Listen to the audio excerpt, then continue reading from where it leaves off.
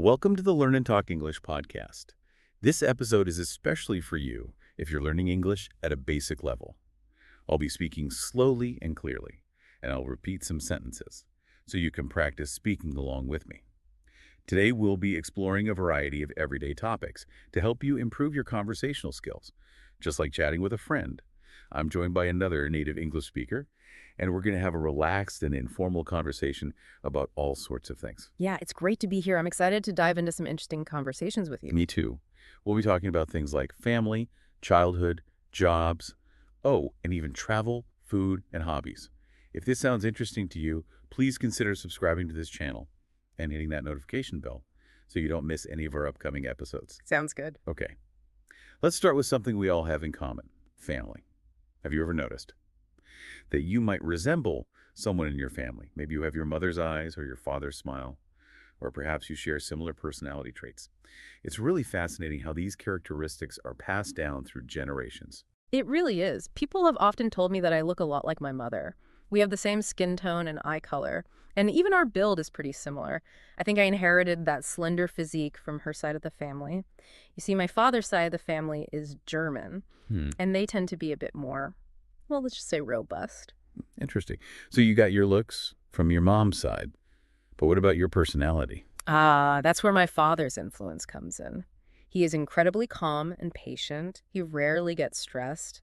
And I think I've inherited that same level-headedness from him. Now I'm probably a bit more lighthearted and playful than he is. He can be pretty serious sometimes. But yeah, that underlying calmness is definitely something we share. That's funny. We could be such a mix of different family members. I see a lot of my mother in my appearance. People often say that I'm her image, especially when they compare me to photos of her when she was my age. And it's not just physical features. I've also picked up some of her mannerisms, like her expressive way of speaking. I can definitely see that. You have a very animated way of speaking. Well, thanks. But my personality is more aligned with my father's side of the family. I think I inherited his rationality and his sense of humor. And I also get my boundless energy from my grandmother. She's always on the go. And I find myself constantly busy as well. Honestly, it's a bit of a challenge to slow down sometimes. I understand what you mean. It's important to find a balance, though. Even the most energetic people need time to recharge. You're absolutely right. Speaking of change and growth, let's move on to a topic that's a bit more philosophical. Childhood. When do you think childhood ends? And when do you really become an adult? This is a question that can have different answers depending on different cultures and personal experiences. It's a great question, and there's really no easy answer. It's more of a gradual process than a sudden shift, wouldn't you say? Definitely. It's definitely a series of milestones and experiences that shape us into who we are. But do you think there's a specific moment when you feel like you cross that line into adulthood? For me, I think a big part of becoming an adult is being able to live independently and take care of yourself. Like when you're no longer relying on your parents for financial support or housing, or even for basic needs, that's when you really step out on your own. It's interesting that you mentioned independence. I agree. It's definitely a big part of becoming an adult. But I also think being able to make your own decisions is crucial, even if you still ask for advice or help from others, because you are ultimately responsible for your own choices and the consequences that come with them.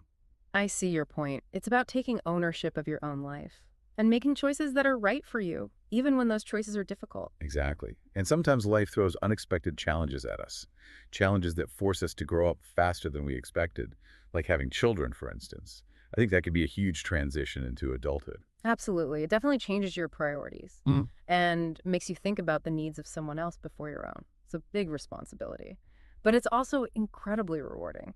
Now let's change gears a bit and talk about something many of us have experienced. Yeah. Jobs. I think everyone has at least one story about a job that wasn't exactly the right fit. What about you? What was your worst job experience? Oh, that's easy. It was definitely being a dishwasher. I was just 16 at the time. And it was a rough environment, to say the least. The kitchen staff were all much older than me, and let's just say the language wasn't always appropriate. It wasn't exactly a welcoming place for a quiet teenager. I can imagine. Kitchens can be pretty intense places to work. Yeah, and then there was the actual work, washing dishes all day long. It was so hot and humid. Yeah. And I was constantly dealing with greasy, dirty dishes. Ugh. I even cut my finger on a broken glass once while I was washing up. Oh, ouch. That doesn't sound fun at all. Yeah, it wasn't exactly the highlight of my career. I hear you. Thankfully, we've both moved on to more enjoyable things now. I think my worst job was working at a call center one summer. It was my first office job. Yeah. And I basically spent the whole summer glued to a desk, making endless phone calls to businesses. We were trying to convince them to sign up for some training on a new electronic device. And I had to read from a script every single time. It was incredibly repetitive and not at all engaging. Oh, man. That does sound mind-numbing. It was. They tried to make it more fun, like they had these dress-up days and silly competitions. Mm-hmm. But that didn't really change the fact that the work itself was really boring. Yeah, I think I would have preferred your call center job to my dishwasher job, honestly. I had another pretty bad job working as a sharpshooter for a company that took photos of tourists. Basically, I would take photos of people without them knowing Yeah. and then try to sell them overpriced prints of the photos. Felt kind of wrong. And honestly, most people were already taking their own photos with their phones. It wasn't very fulfilling work. Wow. It's amazing how much those bad job experiences can shape our perspective on things, though. They definitely make you appreciate the work you do now. Absolutely. Speaking of appreciating things, let's talk about travel. If you could pick 3 places in the United States to visit or revisit, where would you go? Well, for me, it'd have to be the Grand Canyon. It's one of those iconic natural wonders, the ones you always see in pictures. And I've just always wanted to see it in person. I can only imagine how amazing it would be to just stand there on the rim and look out over that vast expanse. Yeah, the Grand Canyon is definitely on my travel bucket list too. But I don't think I'd be satisfied with just seeing it from the rim. I would want to actually hike down into the canyon, maybe even camp there overnight, Mhm. and really get a feel for that incredible landscape. Oh, yeah, that would be awesome. Since we're talking about the Western U.S., I've also always been interested in the Pacific Northwest. Seattle, in particular, seems like such a cool city. And of Mhm. course, there's all that amazing nature nearby, the Cascade Mountains, the forests, the coast. I'd even want to take a side trip up to Vancouver and Vancouver Island. The Pacific Northwest is beautiful. For my second trip, though, I'd love to explore the Northeast, U.S. Maine, New Hampshire, Vermont. Those states all have such a unique feel, with the rocky coastlines and the charming seaside towns. And I've heard that the forests there are incredible, especially in the fall, when the leaves change color. And for my third choice, I'd want to go back to Colorado. That's where I grew up. And I haven't been back in years. I have so many great memories of exploring the Rocky Mountains. It would be amazing to see those places again. Oh, I bet. There's really something special about revisiting places from your childhood. As for my third destination, I think I have to go with Yosemite National Park. It's another one of those classic American landscapes that I've always dreamed of seeing. The granite cliffs, the waterfalls, the giant sequoia trees. It just seems like a place of pure natural wonder. Yeah, those are all great choices. Sounds like we both have a serious case of wanderlust. Travel is such a great way to experience new things and create lasting memories. Absolutely. Speaking of experiences, let's move on to something a little closer to home. Food. I'm always curious to hear about what people like to cook at home. What are some of your favorite things to make? Well, I tend to be a little practical when it comes to cooking. I like to make big batches of things so I can have leftovers for a few days. One of my go-to dishes is chili. It's hearty and flavorful, and it's perfect for cold Oh, evenings. I love chili too. It's so comforting and satisfying, especially during the winter. Plus, it's a great way to use up any leftover ingredients you might have. Yeah, exactly. What about you? What else do you like to make? Hmm. See, I also really enjoy making fish tacos. I bake the fish instead of frying it to keep things a little lighter, and then I pile on all sorts of fresh toppings, like shredded cabbage, avocado, pico de gallo, whatever I have on hand. Shish tacos are the best. I'm also a big fan of salmon. I usually prepare it pretty simply, with a squeeze of lemon, some fresh dill, and a little bit of butter. That sounds delicious. I sometimes make a more Asian-inspired salmon dish with soy sauce, sesame oil, and a little bit of ginger. Oh, I'll have to try that. Mm, I'm always looking for new ways to cook salmon. yeah, you should. And while we're on the topic of delicious food, I have to mention my love of soup. I could eat soup all year round, but it's especially satisfying during the fall and winter. Mhm. Lately, I've been experimenting with different butternut squash soup recipes, and I make a really good Italian vegetable soup too. Oh, yeah. Soup is definitely a classic comfort food. It's so versatile, and it's perfect for any occasion. Okay, now let's switch gears for a moment Yeah. and indulge in a bit of fantasy. If you could design your dream home, what 3 features would you absolutely have to include? Ooh, I love this question. Let me think. If I could have any house in the world, it would have to have a spacious living room with high ceilings and huge windows that overlook the Mediterranean Sea. Wow, That sounds absolutely breathtaking. Can you imagine waking up to that view every morning? It would be incredible.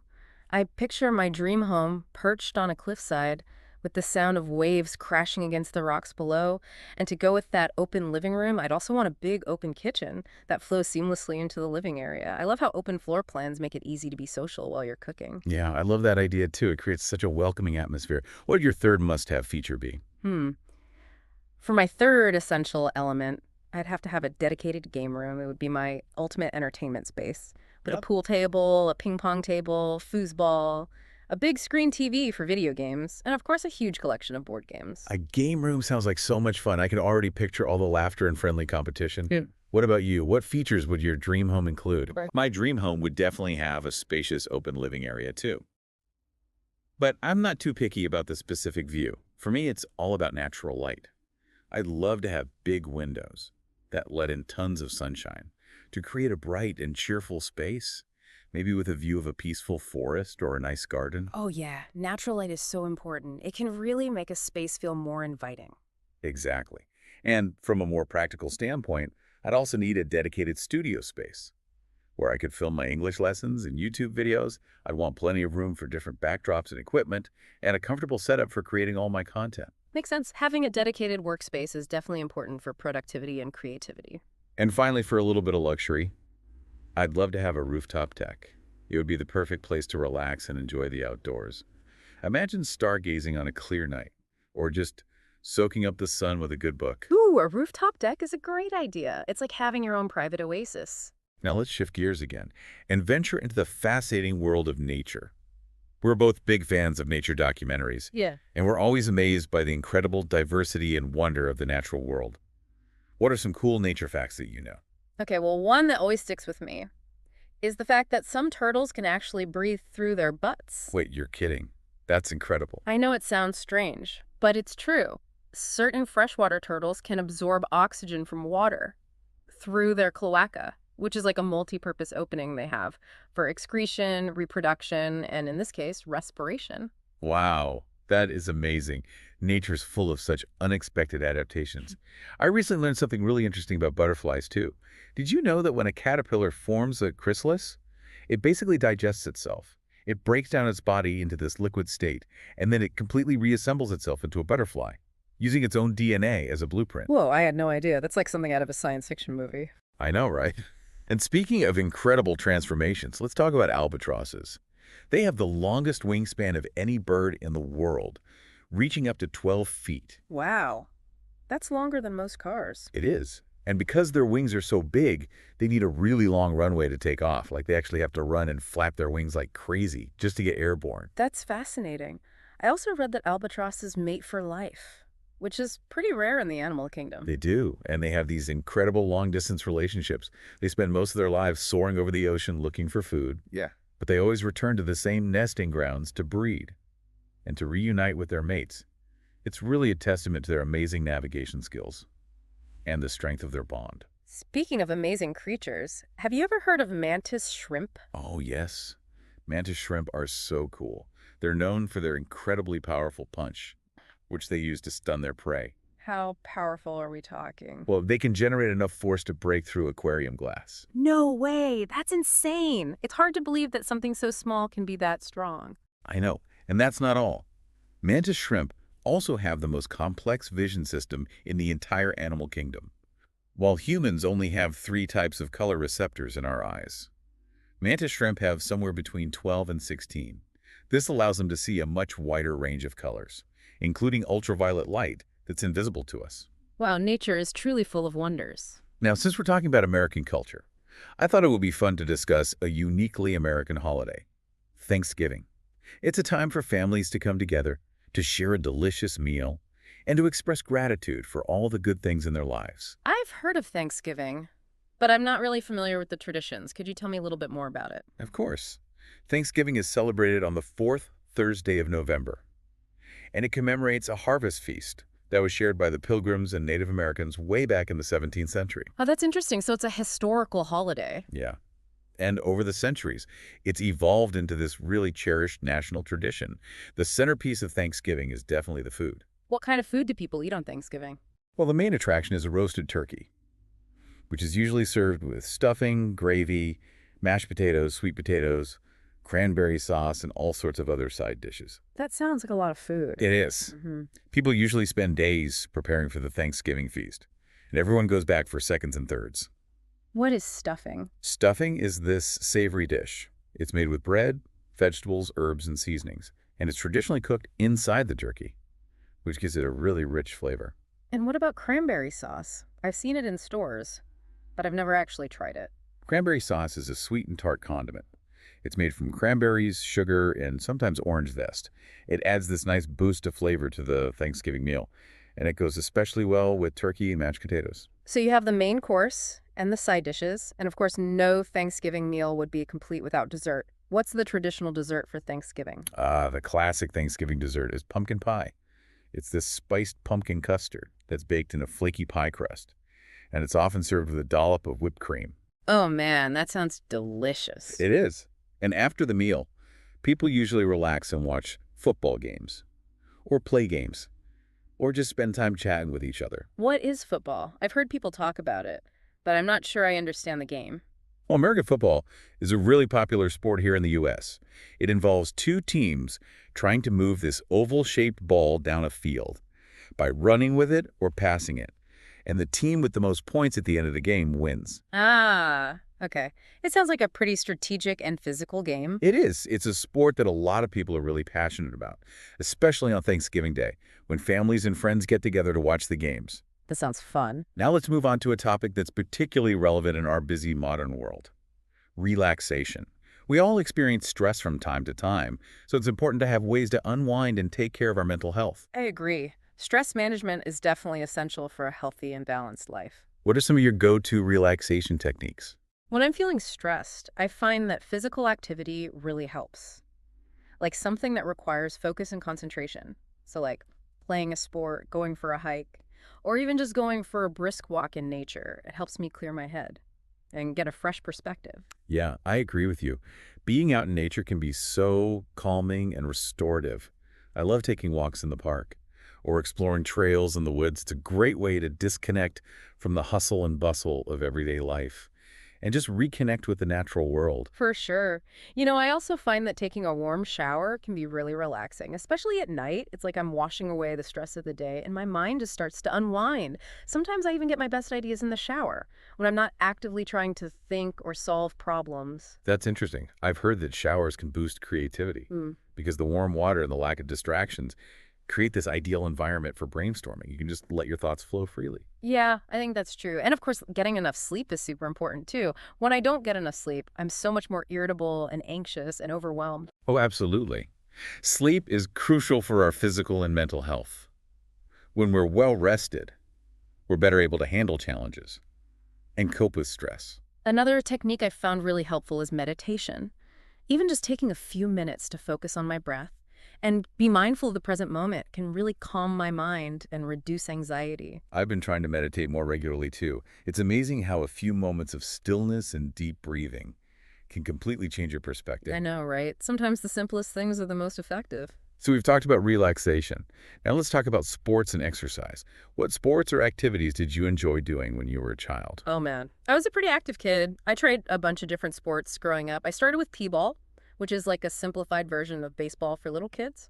Then I played soccer for a few years. I also took swimming lessons and did gymnastics, which helped with coordination and flexibility. Wow. Sounds like you had a well-rounded athletic experience. Yeah, my parents always encouraged me to try different things and Yeah. to find something I really enjoyed. I even tried figure skating for a little while. Figure skating. That's interesting. What made you want to try that? I don't know.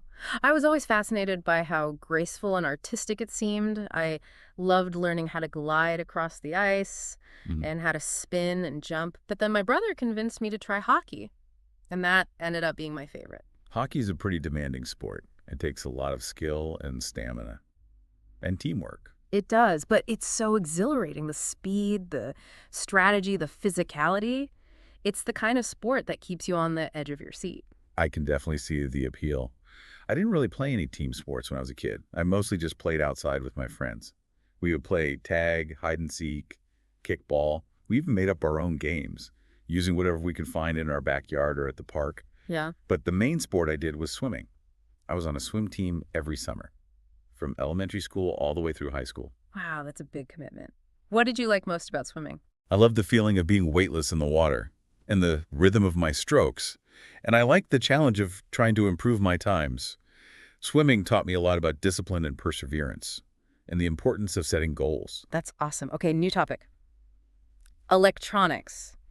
If you could upgrade any of your electronic devices for free, what would you choose?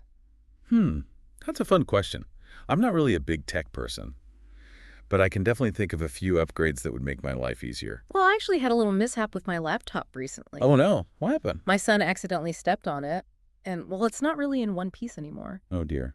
I hope it wasn't too badly damaged. It still works, Yeah. but the screen's cracked, and the casing is pretty messed up. So yeah, if I could upgrade anything, it would definitely be my laptop. I use it for everything. Work, communication, entertainment. Having a fully functional laptop would be a lifesaver. I understand that. A Yeah. reliable laptop is pretty essential these days. The other upgrade I'd want is a home security system.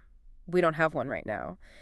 And I think it would give me a lot more peace of mind, knowing that our home is protected, especially when we're traveling. Yeah, home security system can definitely provide some extra peace of mind. Yeah. It's nice to know that your home is being monitored and that you'll be alerted if anything unusual happens. For sure. As for me, I'm not really into fancy gadgets, but I would love to have keyless entry for my car. You mean like a key fob that lets you unlock and lock your car remotely? Exactly. It'd be so convenient, especially when I have my hands full with groceries or when I'm trying to get my two little kids in and out of the car. No more fumbling around for my keys. Oh, yeah, that would be really handy. You know, our car actually has keyless entry, but we don't have the key fobs for it. The previous owner lost them. Really? Well, maybe that's a sign that we should invest in some new ones. Yeah, maybe. Okay, let's wrap things up with a topic that can be both insightful and funny. Funny. Yeah. I think we've all made purchases that we later regretted, whether it was an impulse buy or a gadget that didn't live up to the hype, or just something that we realized we didn't really need. What are some purchases that you regret making? Oh, let me think. Well, one that comes to mind right away is this pair of expensive headphones I bought a while back. Oh, what was wrong with them? Well, for one thing, they were really expensive. I think you even tried to talk me out of buying them.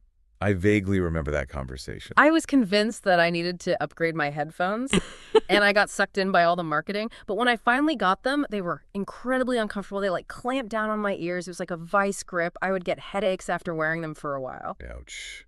That doesn't sound good at all. And then to make matters worse, our cat decided he liked the cord, and he chewed right through it. So within a week of buying these expensive headphones, they were basically useless. Oh, no. What a nightmare. Yeah, it was a good lesson learned. Don't make impulse purchases and do your research before you buy something, especially if it's expensive. I hear you. I actually have a much smaller purchase that I regret making all the time. Buying tea at Starbucks. Really? Why? Well, I don't drink coffee, so tea is pretty much my only option there. But I always cringe at the price. It seems so ridiculous to pay that much for a tea bag and some hot water, especially when I can make a whole pot of tea at home for way less money. I see your point. It's easy to fall into the convenience trap, and those little expenses can definitely add up over time. Exactly. And to be honest, the tea at Starbucks never tastes as good as I want it to. Yeah. You know, I try not to dwell on past purchases too much. If I bought something and I enjoyed it at the time, I don't really beat myself up about it later, but I definitely understand that feeling of buyer's remorse. I like that attitude. I'm trying to be more mindful of my spending habits too, and to focus on experiences rather than material things. Yeah, that's a great philosophy. My other big regret is something that I think a lot of parents can relate to. Buying toys for my son that he never plays with. I always have this idea in my head that he's going to love this particular toy, but then he ends up ignoring it completely and just playing with whatever's in his imagination. I know what you mean. Kids often have their own ideas about what's fun. It's true. It's a good reminder that sometimes the simplest things are the most engaging for young minds. Yeah, you know what? I just thought of another purchase I regret. A while back, I bought some t-shirts online, and the quality was terrible. The fabric was so thin and scratchy, and they fit really weird. Yeah, buying clothes online can be risky. You never really know how the fabric is going to feel or how clothes are going to fit until you actually try them on. You're telling me it's definitely a gamble. Well, on that note, Maybe we should focus on something more positive.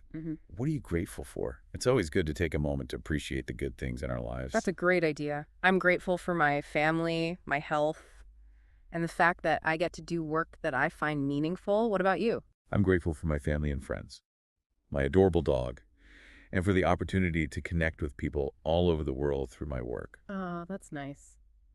It's amazing how even when things are tough, there's always something to be grateful for. Absolutely. And on that uplifting note, I think it's time to wrap up this episode of the Learn and Talk English podcast. Sounds good. We've covered a lot of ground today. We talked about family, childhood, jobs, travel, food, hobbies, relaxation, sports, electronics, and even money. Yeah, it's been a really interesting conversation. I hope you found our discussion engaging and informative, and that you learned some new vocabulary and expressions along the way. If you enjoyed this episode, please subscribe to our channel and hit that notification bell so you don't miss any of our future conversations. And be sure to leave a comment below. We'd love to hear your thoughts on the topics we discussed. Yeah, tell us about your family, or your favorite places to travel, or your go-to relaxation techniques, or even some purchases you regret making. We appreciate you joining us on this journey of language learning and cultural exploration. Until next time, keep practicing your English and keep those conversations flowing. Bye for now. Bye.